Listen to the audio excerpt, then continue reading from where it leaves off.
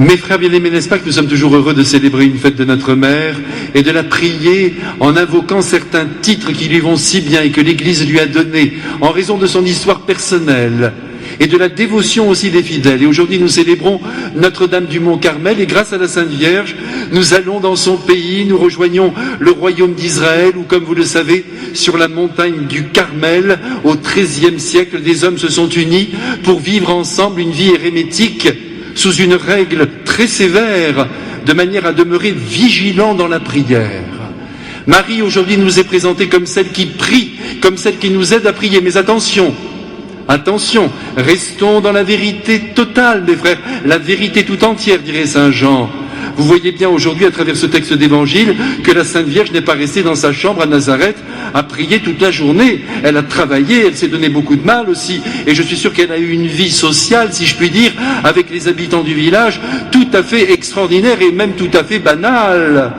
Ça va ensemble tout ça, mes frères. L'extraordinaire est toujours dans la banalité de nos jours. C'est à nous de soulever notre vie quotidienne et de lui donner toute sa hauteur en habitant avec l'amour tous les actes et toutes les actions de nos journées. C'est ce qu'a fait la Sainte Vierge. Et vous voyez qu'aujourd'hui, elle a même voyagé. Elle s'est rendue peut-être jusqu'à Capharnaüm, où son fils était en train d'enseigner la foule. Elle l'a cherché, elle désirait lui parler. Elle était accompagnée de ses cousins, de ses cousines. Ils sont donc arrivés tous ensemble dans cette belle ville. Et sans doute a-t-elle demandé à quelqu'un si elle avait vu Jésus, et cette personne lui a répondu, eh bien il est là, il est en train d'enseigner. Peut-être même a-t-elle dit, ne le dérangez pas, mais c'était trop tard. Cet homme, cette femme s'est approché du Christ et lui a dit, ta mère et tes frères sont là dehors. Vous voyez la vie de la Sainte Vierge, une vie normale. Elle cherche son fils, elle veut lui parler, vous voyez, au milieu de la prière. Et lorsque Jésus apprend que sa mère est là, il n'interrompt pas son enseignement. Et il va rendre hommage à sa mère d'une manière extraordinaire. Parce qu'attention, mes frères, n'interprétez pas de travers ce texte comme s'il avait renvoyé sa mère en disant que son auditoire était désormais sa mère, ses frères, ses sœurs. Vous connaissez ce passage, nous venons vraiment de le savourer. Pas du tout. On n'interrompt pas le Christ alors qu'il est en train d'annoncer la sagesse la plus haute. Et il en profite pour rendre hommage à sa mère en disant, attendez, vous me dites que ma mère et mes frères sont là dehors, c'est-à-dire ma mère et mes cousins. Eh bien moi je vous dis que vous qui êtes devant moi, puisque vous accomplissez la volonté de Dieu, vous êtes ma mère, vous êtes mon frère, vous êtes ma sœur. Voilà ce que dit le Christ. Et ma mère qui est là dehors et qui accomplit tous les jours la volonté de Dieu, elle est vraiment ma mère.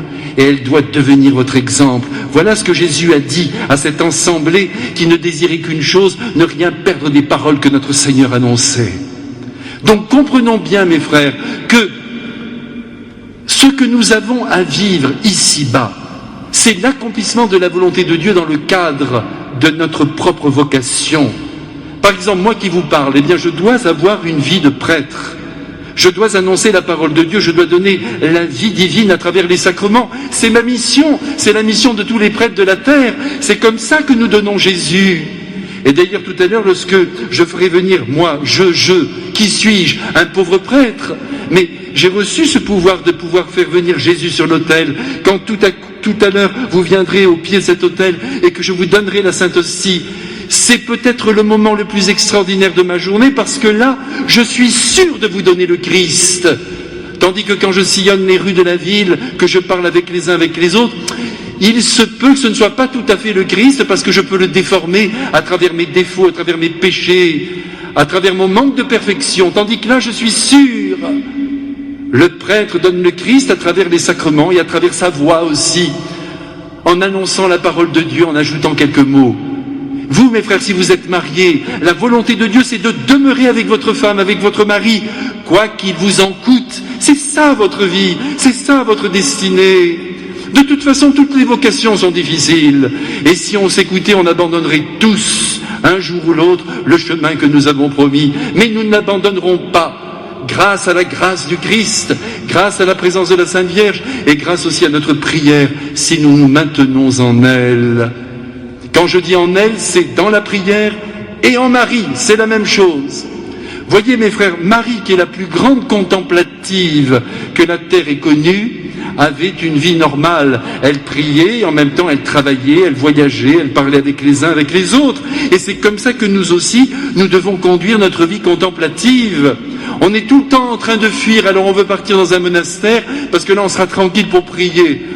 Bon, ben de temps en temps, ça peut ne pas nous faire de mal, et d'ailleurs même beaucoup de bien. Nous sommes d'accord, surtout pour reposer le corps et l'esprit, et être unis d'une manière tout à fait unique avec Jésus. Mais cette union peut se réaliser dans la vie de tous les jours, il faut le croire. Sinon, nous n'aurions pas ce texte d'évangile pour célébrer la toute-puissante suppliante, comme l'appelle l'Orient, comme appelle l'Orient notre Sainte Mère, la très Sainte Vierge Marie. Mes frères bien-aimés, dites-vous que vous pouvez rejoindre les sommets de la vie spirituelle, vous m'entendez bien, c'est-à-dire avoir une vie mystique extrêmement profonde, alors que vous épluchez des carottes, que vous recevez votre mari, que vous parlez à votre femme, que vous corrigez vos enfants, que vous les aidez dans leurs exercices de maths ou de français. C'est ça notre vie, mes frères bien-aimés. Arrêtons d'être schizophrènes dans l'ordre de la vie spirituelle. Tout doit être lié. Nous sommes unis à Dieu alors que nous conduisons nos activités. Et de temps en temps, c'est vrai, nous ne faisons qu'être à lui, en arrêtant quelques instants, comme le faisait la Sainte Vierge, en méditant un texte de l'Écriture, ou bien en la rejoignant très simplement, en rejoignant son Fils. Quelques instants suffisent. Je vous aime, ô Jésus, je vous aime, ô Marie.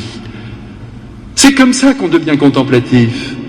Il suffit de temps en temps de remonter vers eux, ou de descendre dans les profondeurs de votre cœur, ça revient au même, à chacun ses images, pour les retrouver et leur parler en les aimant. On a demandé un jour d'ailleurs à Charles de Foucault qu'est-ce que c'était que la prière, lui qui vivait dans son ermitage à Tamanrasset. Il a répondu très simplement, c'est penser à Dieu en l'aimant. Voilà, c'est magnifique, c'est l'amour.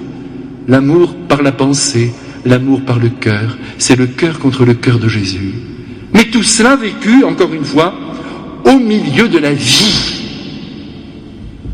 Maintenant, si notre vocation était d'être moine, eh bien, à ce moment-là, alors on se retirerait du monde, comme l'ont fait ces fameux hommes dont je vous parlais tout à l'heure, qui au XIIIe siècle se sont installés sur cette montagne. Mais vous, de montagne, c'est pas possible, et moi non plus. Alors pour le moment, nous restons dans la plaine, et nous menons notre vie contemplative au milieu de toutes nos activités. Vous savez sans doute qu'aujourd'hui, en ce vendredi 16 juillet, nous célébrons aussi la 18e apparition, la dernière apparition de la Sainte Vierge, qu'elle accorda à la petite Bernadette à Lourdes. C'était le 16 juillet 1858.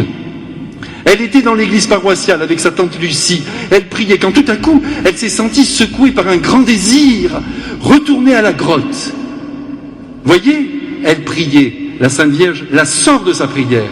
Elle lui demande de se rendre en ce lieu béni. Elle y va, mais vous savez que à ce moment-là, il y avait déjà des palissades qui avaient été placées parce que le gouvernement ne voulait plus de toute cette foule qui venait. Le Gave coulait juste devant, il y avait la grande palissade. Bernadette n'a pas pu arriver jusqu'à la grotte. Eh bien, derrière la palissade, elle est restée là bien tranquille avec sa tante. Elle s'est mise à genoux, elle a commencé à prier. Voyez, tout est entremêlé. C'est ce que je veux vous faire comprendre ce soir. Elle est dans l'église paroissiale, la Sainte Vierge la fait sortir de l'église. Elle marche, elle se rend à la grotte, elle arrive là. Elle trouve des barricades. Voyez, même au milieu des obstacles, nous pouvons vivre une vraie vie contemplative. Une grande palissade qui bloque l'entrée de la grotte. Elle se met derrière cette palissade et de nouveau à genoux. Quand tout à coup, ah la voilà, la voilà. Et la Sainte Vierge est là. Elle se présente devant elle. Vous savez ce que fait Marie? Eh bien, elle est dans sa niche illuminée et elle va considérer Bernadette longuement, en souriant. C'est ça, mes frères, la vie contemplative.